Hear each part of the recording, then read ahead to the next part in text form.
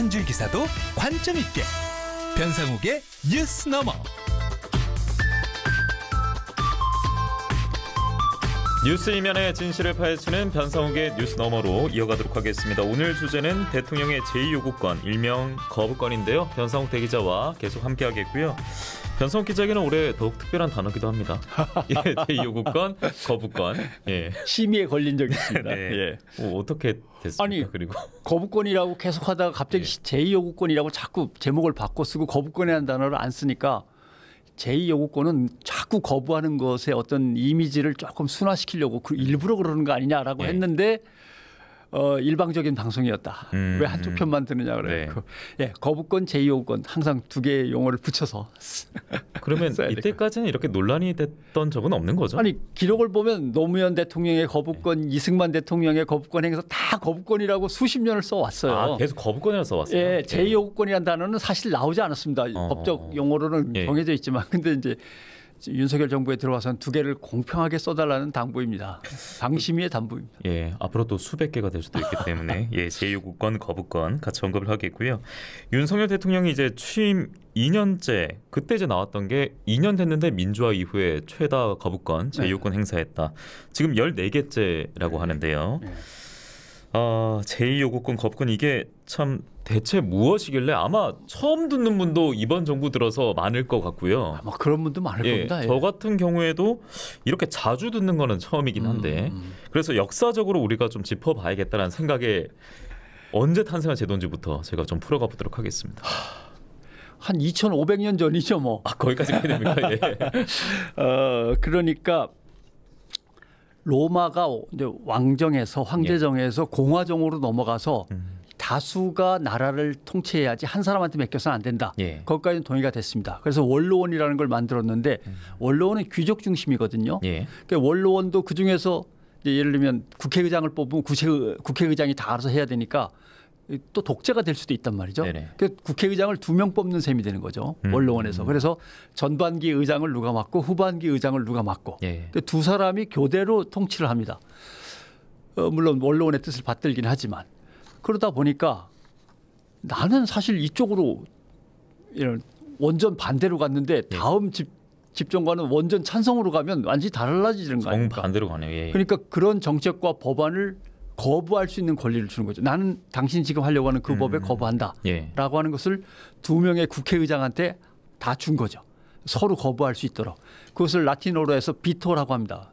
베토 또는 뭐 발음에 따라서 비토권 이렇게 얘기합니다만 비토 거부권을 두 사람이 갖게 돼요. 근데 문제는 시민들이 보니까 어차피 귀족들끼리 알아서 하는 거예요. 거부권을 쓰든 안 쓰든 간에. 그러면 시민 대표에게도 거부권을 달라. 귀족들한테는 입맛에 딱 맞는데 시민들 입맛에 안 맞으면 그건 누가 거부할 거냐. 그래서 시민 대표인 호민관이라고 하는 직책을 갖고 있는 사람에게도 거부권이 주어집니다. 그래서 그 이제 호민관이 시민을 대표해서 거부권을 행사할 수 있는 그 거부권이 3장이 되는 거죠. 그렇네요. 근데 나중에 이제 아우구스투스라는 사람이 국민들한테 인기를 모아가지고 호민관이 된 다음에 거부권을 마구 휘둘러 가지고 로마의 공화정을 오히려 무너뜨려 버리죠. 그래서 자기가 황제가 됩니다. 그래서 흑역사가 있죠. 흑역사가. 근데 지금 윤석열 대통령이 자꾸 이렇게 거부권을 행사하면은 국민의 표에 의해서 내가 국민을 대신하겠습니다 하고 가놓고서 거부권을 갖다가 엉터리로 휘둘러 갖고 자칫하면은 흑역사가 될 수도 있는 거죠. 과거 역사에서 좀 우려되는 포인트를 짚어주신 것 같은데 그럼 우리나라에서는 제2요구권 거부권이 언제부터 된 겁니까? 헌법 74조에 명시돼 가지고 이승만 대통령 때부터. 그럼 초대부터 그랬네. 이승만 대통령 때는 뭐 몇십 건이니까요. 40몇 건인가 50몇 건 됩니다. 거부권 행사가. 왜냐하면 그때는 의회 자체가 불안정했고 이승만 대통령이 독재로 가면서 의회하고 완전히 담을 쌓았기 때문에 의회하고의 반목이 너무 심했습니다. 그런 점에서 법안에 올라오는 거에 대해서 이승만 대통령의 거부권이 좀 많았죠. 그래도 집권 기간 생각해 보면은 횟수로 연 횟수로 보면은 꽤 많은 겁니다. 그렇군요. 뭐 그 이후로도 거의 모든 대통령이 거부권을 조금씩 행사하고 이명박 대통령이 조금 많았고 그다음에 문재인 대통령은 아예 없었죠. 그런 식으로 진행이 쭉 돼 왔으니까 우리나라 헌정 역사와 함께 해온 게 거부권이죠. 그리고 민주화 이후에는 이제 그 전까지는 이제 노태우 대통령이 기록을 보유하고 있다가 이번 정부에서 이제 경신이 된 거고요. 그렇습니다. 헌법에 이제 명시가 돼 있을 거 아닙니까? 이럴 때 사용하라.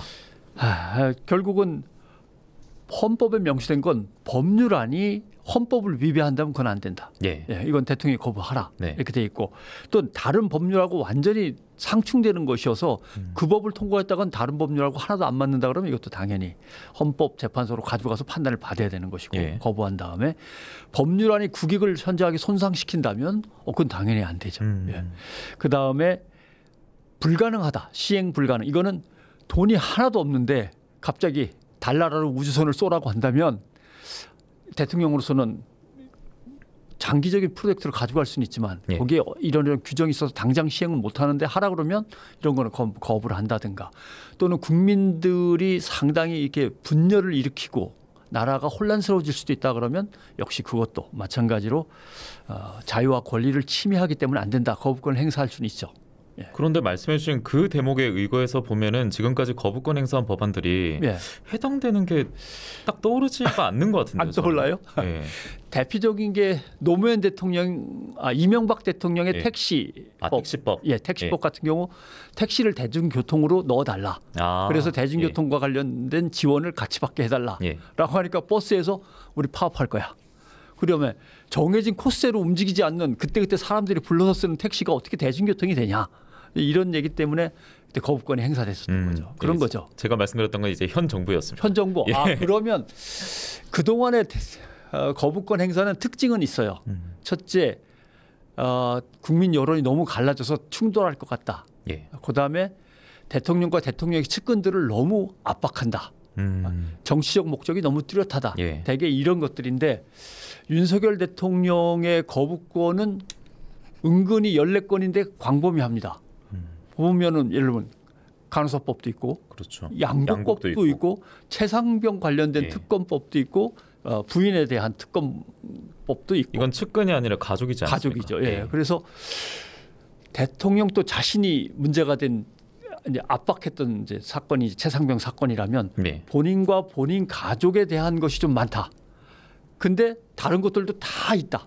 잔뜩 있다라고 해서 도대체 어떤 방향으로 특검법 또는 다른 법에 대해서 거부권을 행사하는가에 있어서 명확치 않은데 제 생각에는 제 뇌피셜입니다마는 물타기 전법인 거죠. 어떤 걸 물탑니까? 자기와 자기 가족에 관한 것. 예. 그것만 계속 거부하면 대통령이 사적으로 이용하고 있다.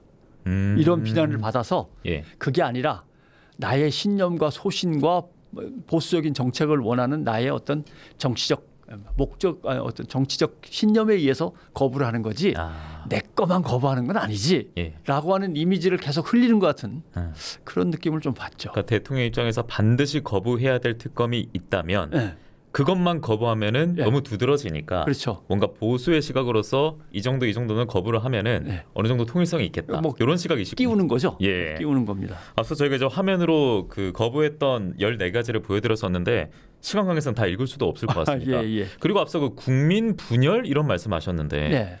그 최상병 특검법 그러니까 순직 해병에 대한 특검법 같은 경우에는 여론조사 나옵니다만 오히려 국민이 분열되지 않고 대다수가 찬성을 하고 있지 않습니까? 어떻게 설명드려야 될지 참 난감한데 그게 대통령으로서는 제일 위태로운 법안입니다.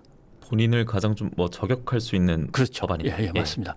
왜냐하면 다른 것들은 대통령이 내가 생각하기엔 이건 국정 운영과 좀 안 맞습니다라고 하면 되는데 최상병 특검법 관련해서는 대통령이 지시를 했느냐 안 했느냐도 문제가 됐지만 대통령의 지시가 수사기관이 수사를 해서 법원에 넘겨야 되는데 법원에 넘어가기 전에 대통령이 막았습니다. 이거는 법원의 권리 행사를 방해한 건이 되는 거예요.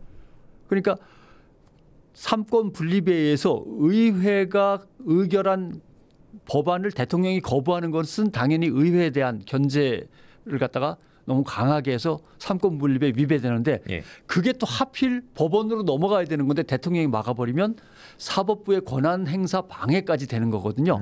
그러니까 삼권 분립을 위배했다는 건 헌법에 위반된다는 거거든요. 그러니까 대통령으로서는 만약에 탄핵 소추에 걸린다면 이 건이 걸리는 거예요.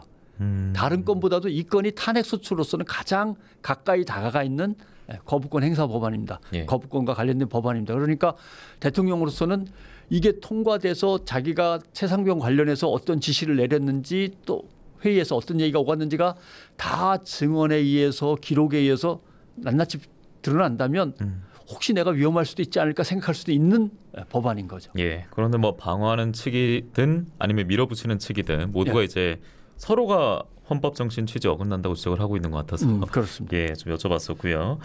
그리고 김건희 여사 특검법이 이제 가족과 관련된 특검법이 발의되는 거지 않습니까? 예. 그런데 여기서 비판의 수위가 높아지고 있는 게 아마 그 역대 대통령들과의 비교도 있는 것 같습니다. 예. 그래서 역대 대통령들은 가족 문제에 대해서 어떻게 반응했는지 저희가 준비한 영상이 있습니다. 보고 이야기 이어가겠습니다. 자식들을 제대로 돌보지 못한 책임을 통절하게 느껴왔으며 저를 성원해 주신 국민 여러분께 마음의 상처를 드린 데 대해서 부끄럽고 죄송한 심정으로 살아왔습니다. 세상의 모든 아버지들과 마찬가지로 저도 아들의 허물은 곧 아비의 허물이라고 여기고 있습니다. 네, 앞서 고 김대중 전 대통령, 김영선 전 예. 대통령의 대국민 사과죠. 예, 모두 아들 문제였네요. 네, 결국 이 문제는 국민의 대표로 구성된 입법부가 의결해서 건네준 법안에 대해서 대통령이 거부할 수 있는 권한을 부여는 받았지만 예. 그것이 권한 남용에 속하느냐 안 속하느냐인데 대통령이라고 하는 지위는 대한민국에서 가장 공적인 지위입니다. 예. 예, 그렇기 때문에 가장 공익을 대변해야 될 사람인데 공익을 대변하기 위해서 거부하는 게 아니라 사적인 어떤 문제 때문에 이것을 거부한다 그러면 이해충돌 문제가 벌어지는 거죠. 그렇죠. 법안을 거부하는 데 있어서 대통령이 이해충돌 문제입니다. 내 가족이나 나를 지키기 위해서 거부한다. 이건 안 되거든요. 예. 공익과 국가의 어떤 발전 안정을 위해서 거부한다는 거는 되지만 그래서 결국 공공복리 증진을 위해서 또는 사회 안정을 위해서만 써야 될 거부권이 대통령의 사적 이해와 관련해서 쓰였다라고 하면 이것도 탄핵 소추에 근접해가는 행위가 되는 거죠.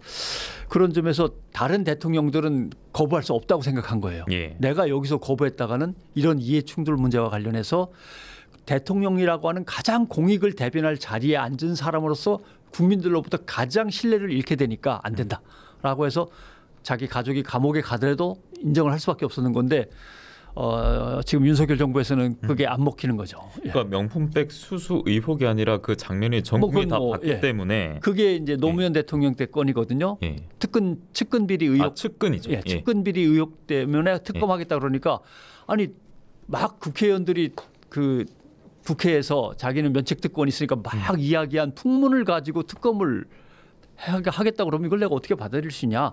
명확한 어떤 건에 대해서 무엇을 조사하겠다 그러면 얼마든지 하겠다. 예. 그러니까 조정해가지고 보완해서 갖고 오십시오라고 했던 게 노무현 대통령 때 사건이죠. 예. 그런데 이제 그때는 지금과 다른 게 참 검찰과 이 관계 자체가 또 다르지 않았습니까? 그렇죠. 예. 지금은 더 의심받을 수밖에 없죠. 그런 겁니다. 그러면 이제 김건희 여사 특검법 거부 같은 경우에는 가족 비리에 대한 그 특검 거부는 이번이 그러면 처음 아니죠. 처음은 아닙니까? 지금 뭐 여러 가지가 있지만 문재인 대통령과 관련해서 지금 예. 부인에 대한 또 특검하자 이 얘기 앞에 국민의힘에서 꺼내시는 거예요. 예. 그게 노무현 대통령 때도 있었습니다. 대선 자금에 대한 특검하겠다라고 예. 했는데 안이 어떻게 돼 있냐면은 민주당과 노무현 후보에 대한 특검이에요. 그러면 이쪽에 이회창 후보와 그때 뭐 신한국당인지 한나라당인지 신한국당 같습니다만 그러면 이쪽 다른 당과 그 다른 당 후보에 대한 것도 같이 갖고 와서 대선을 치르면서 온갖 자금들이 횡행했는데 예. 다 부정한 자금도 꽤 있는 것 같다라고 특검을 한다면 받아주겠는데 민주당하고 노무현 후보만 하겠다 그러는 걸 어떻게 받아주냐라고 이제 거절했던 거거든요. 그러니까 그런 상황에서 이게 한꺼번에 다 같이 공정하게 갖고 오든지 아니면 명확하게 갖고 와야 되는데 그런 게 아니고 한쪽에 일방적으로 갖고 온다 그러면 이제 대통령이 거부한다라고 하는 명분을 삼는 거죠. 예. 그래서 이제 그러면 둘 다 합시다 그러면 뭐 둘 다 하든지요. 그렇게 하면 둘 다 하면 되는 거죠. 뭐. 예. 참 분명한 건 이런 내막들도 그렇고 여러 해석도 그렇고 지금까지 횟수로 보더라도 국민들은 대통령의 그 거부권 제2요구권 행사에 대한 피로감은 상당한 것 같습니다. 왜냐하면 계속해서 그 국정 운영 지지율 보면은 하락세를 면치 못하고 있기 때문에 그런 것 같은데 저희가 화면으로도 역대 대통령이 몇 번 거부권 행사했는지도 한번 좀 짚어드리겠습니다. 보시죠 화면으로. 자, 압도적으로 윤석열 대통령이 집권 2년 만에 14배. 대통령 택시법 하나, 노태우 대통령이 많았군요. 노태우 전 대통령이 7번, 그리고 노무현 대통령이 4번, 그리고 박근혜 전 대통령이 2번, 문재인, 김영삼 전 대통령은 행사한 적이 없었습니다. 자, 그러면 직전에 가장 많았던 노태우 전 대통령 거부권 행사했던 법안들도 저희가 좀 짚어보면 좋을 것 같은데요. 왜냐하면 이제 그 거부권을 행사한 법안들의 그 내용을 보면 내용을 보시려고 좀 그 국정 운영의 성격도 우리가 좀 유추해 볼 수 있지 않겠습니까? 그렇습니다. 결국은 대충 보면 어떤 뭐라고 거부권을 행사한 법안들의 특징을 뭐 쭉 보자면 결국 국정을 농단했는데 국정농단이 어떤 정치적인 이유였느냐 개인적인 이유였냐, 그다음에 특히 엄중하게 다룰 수밖에 없었던 것은 개인의 이익을 취득한 거냐, 이런 문제들이 걸렸었단 말이죠. 여기에서 이제 결정적으로 걸리는 게 박근혜 대통령 같은 경우가 이제 걸리는 거죠. 그때 뭐 특검을 거칠 뭐 상황도 아니고 막 탄핵으로 바로 밀려갔습니다만은 국정을 농단하고 측근 비리 실세가 있는 것까지는 알겠는데 이게 재벌과 연관되어서 이득을 따로 취득한 것까지 드러나니까 국민들의 분노가 더 컸던 거란 말이죠. 그런 점이 있고 또 하나 따져볼 것은 헌법에는 이런 거라는 게 명확하게 나오지는 않습니다. 아까도 뭐 대충 국가의 어떤 혼란이라든가 언제 이렇게 거부권을 행사하는지 그렇기 때문에 사실은 국회에서 국정을 생각하고 이런 것들은 우리가 반드시 밝혀내야 되지 않을까라고 하는 합의와 협치에 의해서 특검법이라든가 이런 것들이 올라가고 그다음에 대통령이 거부권을 행사하지 않고 이런 게 이제 정치의 발전인데 지금은 어떻게 보면 난맥상이고 노태우 대통령 때 저게 많았던 것은 뭐 때문에 그러냐면 과거에 저질렀던 비리에 대한 큰 국정 비리에 대한 수사나 재조사 이런 건이 올라오니까 그건 자기에 대한 문제잖아요. 거부가 많았고 그때 저질러졌던 사람들에 대한 국가배상 문제 이런 것들이 자꾸 엉키게 되니까 또 거부를 갖다 하게 되고 하다 보니까 노태우 대통령 때 거부가 많았던 거죠. 그랬었군요. 최근에 그 잠시 셉니다만 그 SK 그 이혼 재산분할 소송 때문에 그러니까 노태우 전 대통령의 그 비자금 얘기 나오지 않습니까? 그래서 조국 혁신당의 조국 대표 같은 경우에는 당시에 검찰 수사가 제대로 하지 않았던 것이다. 그러니까 이런 식으로 비판하더라고요. 검찰이 수사하고 특검을 동원해서 수사했어야 될 문제가 나중에 어떤 사람의 이혼 소송에서 민사에서 다 드러나면서 그러니까요. 그게 300억이 그리로 들어가서 거기에서 돈이 굴려지면서 지금의 엄청난 재산이 됐으니 그걸 나눠서 가지시오. 그 부당이득이어서 나눠 가져야 되는지도 지금 의문이지만 맞습니다. 결국은 검찰이라고 하는 것이 제 역할을 못하면 결국 이렇게 되는 거 아니냐라고 지적을 한 것 같습니다. 네, 아무래도 좀 검찰 그리고 뭐 수사에 관련해서 얘기를 좀 연결시켜 보고 싶어서 앞서 잠시 제가 셌었고요. 그러면 그 지금 대통령 윤석열 대통령은 여야 합의를 강조를 하고 있지 않습니까? 그래서 저는 이게 궁금했어요. 21대 국회 마지막 날 지금 실시간 댓글로도 민생 챙긴다면서 전세 사기 특별법 등을 거부하고 하셨는데 여기에 그 4개의 거부가 있었는데 그중 하나가 한우산업지원법이라는 게 있었는데 한우산업 지원법이요. 근데 이거는 국민의힘에서 그러니까 여당에서 발의를 했더라고요. 근데 이것도 거부를 당했습니다. 이건 뭐 여만 해서 그럴까요? 합의가 안 됐으니까. 그러니까 어떤 대통령이 거부권을 행사하는 데 있어서 정말 유리한 것들을 그대로 넘기고 불리한 것들만 차단한다라고 하는 어떤 뭔가 이렇게 콕콕 집어서 하고 있다라고 하는 편향적으로 하고 있다라고 하는 이미지를 감추기 위해서 이것도 저것도 다 이렇게 거부를 갖다 행사하는 것 같고 또 하나는 역시 이제 여소야대가 본격적으로 진행이 될 텐데 거대한 야당에 대해서 내가 힘을 실어줄 테니까 법안을 만들 때부터 우리한테 불리한 것들은 제발 좀 빼면서 지워가면서 만들어라고 하는 힘 실어주기 방식 이런 것들이 두 개가 지금의 대통령의 거부권 행사에 깔려 있는 것 같습니다. 그리고 22대 국회에서 범야권이 어쨌든 200석에 미치지 못하기 때문에 사실상 이 거부권의 생명력은 더 살아있다고 봐야겠네요. 예. 그다음에 이제 나름대로 야권과 관련해서 시간을 끌면 근데 다시 주도권이 여권으로 넘어오는 어떤 기회를 만들 수가 있거든요. 그러니까 그런 걸 기다리는 거겠죠. 자, 앞으로도 여야 강대강 대치 국면에서 뭐 특검법 발의하고 또 대통령 거부권 행사하고 재의결하고 이 도돌이표가 이뤄질까봐 민생이 좀 외면되고 국민들의 피로감이 증가될까봐 참 걱정이 많이 되는데요. 22대 이제 국회 초반에 뭐 오늘부터 뜨거운 뉴스가 있었습니다만 이 특검 전국이겠지만 우리가 좀 놓쳐서는 안 될 현안들 어떤 게 있을까 이 질문도 드리고 싶었습니다. 뭐 석유일까요?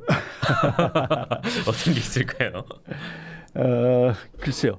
일단 제일 위험한 거는 22대 국회와 관련돼서 말씀드리면 정치라는 것 자체가 실종된다고 하는 건 정말 국가적인 위기입니다. 아, 그럼요. 정치라고 하는 것이 실종된다는 것은 있어서는 안 된다라고 하는데 그다음에 이제 진영 정치에 너무 매몰되면 곤란하다.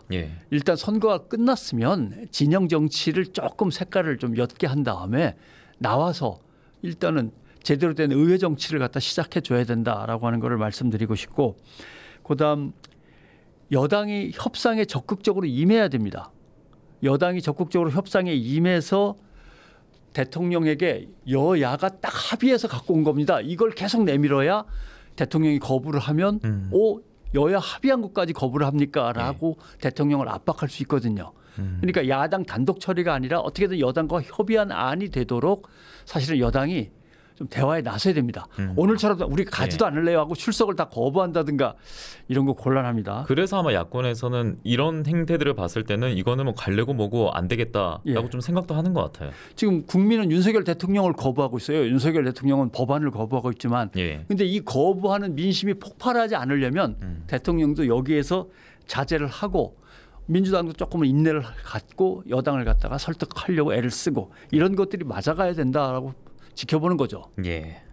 참 오늘 22대 국회 그 첫 번째 본회의였는데 시작부터 반쪽짜리 국회로 시작을 하게 돼서 저희가 좀 앞으로 벌어질 우려를 짚어봤는데 좀 그런 일은 좀 없었으면 좋겠고요. 아무래도 좀 여야 협치가 조금 더 강조가 됐으면 합니다. 앞서 저희가 오프닝 때부터 그 밀양 사건도 짚어봤었고 중간에 제가 다른 쪽으로 이야기가 새면서 그 SK 제3분할 그 얘기도 이혼 소송 얘기도 했었는데 지연된 사법 정의로 인한 현재 우리의 부담 이것도 좀 고민해 봐야겠다. 동시에 좀 챙겨드리고 싶었습니다. 자, 수요일 뉴스파다 지역 소생연구소 1시간 동안 쭉 달렸고요. 변상욱 전 CBS 대기자와 함께했습니다. 벌써 다 지나갔습니다, 시간이. 저희는 아마 한 달 뒤쯤에 또 인사를 드릴 수 있을 것 같습니다. 그때는 답답하지 않았으면 좋겠습니다. 좋습니다. 한번 기대를 해보면서 여기서 인사드리겠습니다. 오늘 고맙습니다. 고맙습니다. 네.